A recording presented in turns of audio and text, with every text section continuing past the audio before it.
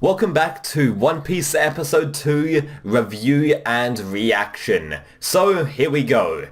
So in this episode, Luffy and Kobe are headed to the Navy base island to go get Zoro and get him for Luffy's crew. And Kobe reminds Luffy that Zoro, the pirate hunter, is imprisoned there. He used his katana blades to chop down every pirate that he sees, so he's a ruthless motherfucker. He's badass, and Luffy is intrigued and he wants to get him to join his crew, so he goes to the Navy base island, and they both make it to the Navy base city, but once Luffy mentions Zoro's name, like, everyone in the city just freaks out, they just scatter, which I thought was a really, like, cool, funny scene. I mean, we've seen it in, like, a lot of other anime and a lot of other TV shows. It's kind of tropey at this point, but I still think it's kind of funny, and, like, I get a kick out of, Luffy just mentioning Zoro, and then everyone in the city just freaks out and scatters, and then, like, Luffy's like, oh, well, what happened here? And then Kobe also mentions a name, Captain Morgan, the Marine captain of the Navy base, which also terrifies everyone as well, which is seemingly odd, but the episode explains why Captain Morgan is so feared in the episode, so we'll get to that, later. Again, a really interesting scene, and we get right off the bat, like, this sort of mystery. We get why Zoro is kind of like, like, everyone's freaked out about Zoro, but Captain Morgan, the supposed good guy, everyone gets freaked out about him as well, so it provides initial mystery, which I really like. It provides just an initial mystery with the episode, so it works out. I think it's a good choice that, Captain Morgan is mentioned, the supposed good guy, and everyone is terrified. It builds up some good mystery there. But anyway, Luffy and Kobe arrive at the Marine base, and then Luffy begins to climb the wall to get to Zoro. He is tied up on on a cross. Zoro is basically, he's tied up, and he looks badass, bro. I mean, like, he's, like, tied up on this cross. He's looking really cool. And, as Kobe is petrified and warns Luffy not to go near him at any cost, he's a pirate hunter, blah, blah, blah. And then Zoro speaks to the two, he notices them, and he says that they're eyesores and just warns them to get lost, if you know what's good for them. And then we see, like, a little girl climb the wall as well and give Zoro 2 rice balls to eat. And then Zoro, like, reluctantly is like, you're an eyesore, get out of here as well. So he gives the same speech to the little girl as he does Luffy and Kobe, but the little girl gives him 2 rice balls to eat, just being nice. And we find out that this little girl is named Rika, and she explains later on in the episode that Zoro is actually a nice person because Captain Morgan's son, like, this guy's an asshole. Captain Morgan's son, Helmeppo, began terrorizing a bar that she was in with a pet wolf, and Zoro stepped in by knocking both the wolf and the, then, he knocked out Helmeppo out, causing Helmeppo to arrest him for a month, in which he was, in which he has been imprisoned there ever since for, like, 3 weeks. So he's nearly, spent a month in, basically imprisoned on the cross, just tied up there. He's almost spent, a month there. He's spent 3 weeks, which is pretty awesome. So we get a little backstory there. Helmeppo is Captain Morgan's son, and this guy is just an asshole.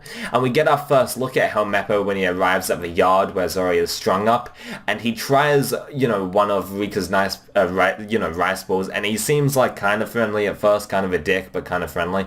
And then, since they were too sweet for his liking, he steps on them repeatedly, and then we get, like, the reveal that, oh my god, like, he's a massive asshole, and he tries to destroy the rice balls, and, she cries, obviously, and then Helmeppo demands one of his men to throw her against, over the wall, to basically get her, like, out of Zoro's sight. So basically, like, Helmeppo, Captain Morgan's son, he demands that one of his men, one of his, Navy soldiers, throw Riku, a little girl, over the wall, to try to get her away from Zoro. And then, the Marine complies, and throws her, but, Luffy is obviously there to save her, using his rubber powers, and, then, later on, Luffy, Kobe, and Rika, they show up to a restaurant where Helmeppo is also at, and he's sitting as he talks about how he plans to execute Zoro, instead of letting him walk free after the month. which, then that gets Luffy all riled up and pissed, and then he actually punches Helmeppo straight in the face, which causes him to tell his father, Captain Morgan, about what happened. Now, when I was initially watching the scene, it actually caught me by surprise, because it happens so quickly. It's such a quick, scene. Luffy just punches Helmeppo straight in the face. Just a great shot, great reaction by Helmeppo, and just a great, well done shot. I thought it was actually, Luffy just thinking of punching him in the face, and you know how movies, they have the fake out in which, Luffy punches him punches someone in the face, and then, it just doesn't happen. We see that a lot in, TV and film, the fake out, something, characters thinking of something, and then it gets played out as reality, but even though it's not.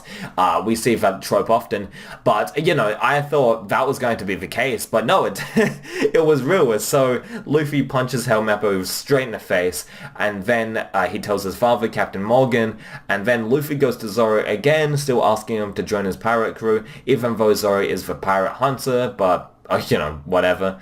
That doesn't stop Luffy. And then Luffy tries to butter him up by saying he'll grab Zoro's 3 swords off of the Helmeppo, and then he goes off and does that. Meanwhile, the Navy Marines are busy putting up a huge statue of Captain Morgan, and Captain Morgan, he looks like an alpha, bro. I mean, with his hand axe, he looks really cool. Now, I'm not sure if later on in the show, he becomes sort of a beta. I'm not really sure yet. But, I'm not sure if he'll become a jabroni. But so far, Captain Morgan, he looks awesome. And, so the Navy Marines are putting up a huge statue of him in his honor, but that effort is basically useless. That all of that work putting up the statue, it's useless because Luffy accidentally breaks it in half, which is a pretty funny scene as he goes up, and breaks the statue. And by the way, to assert Captain Morgan's role as this ultra badass and cruel dad, he even slaps his own son for being stupid and cowardly once Helmeppo explains what happened with him and Luffy, him punching Helmeppo in the face. Captain Morgan even slaps him around, very similar to how Luffy punched him earlier, like I said. But anyway, so basically, during the end of the episode, or the second act, the third act, the second half of the episode, basically Kobe begins untying Zoro, Luffy grabs hold of Zoro's weapons with Helmeppo, and in a cliffhanger ending, Captain Morgan and his men are about to shoot Zoro down, just get rid of him once and for all, just execute him, and Kobe... Zoro and Kobe, they're about to get shot down by Captain Morgan and his men, but Luffy comes in and saves their lives by deflecting their bullets with his rubber body. So basically, Luffy is just standing there taking all of this abuse, but since he's rubber, they just bounce back towards, the men. So yeah, his bullets, their bullets are useless against Luffy. So that's the end of the episode. So it ends on a cliffhanger. And overall, I did like One Piece episode 2 significantly better than episode 1. I thought that the stakes were a lot higher, and it showed that the Marines aren't all good. There's a lot of corruption in the Marine and the Navy. I really like that side of things, even though it's been that sort of trope of the good guys, are they really the good guys, has been sort of it's been done before in film. It was just well done here, and the only couple of things that I didn't like were sort of the reveal that Zoro was about to be, he's about to be executed, instead of, them letting him walk free after the month. That was kind of predictable. It was kind of predictable that they were going to execute him on site, the next day or whatever. I thought that was a little predictable. That reveal wasn't really a reveal. It just kind of it fell into place and it made sense, but it wasn't this brand new grand revelation, you know what I mean? It just felt kind of predictable that they were going to, execute Zoro instead of letting him walk free. But that was my real main gripe, and also the fact that, this episode is much improved from episode 1. There's a lot more stakes, and Luffy is, very funny in this episode, punching Helmeppo. And Helmeppo as well, even though he kind of gets, he kind of gets a bitch status because of his father, Captain Morgan, just slapping him outright.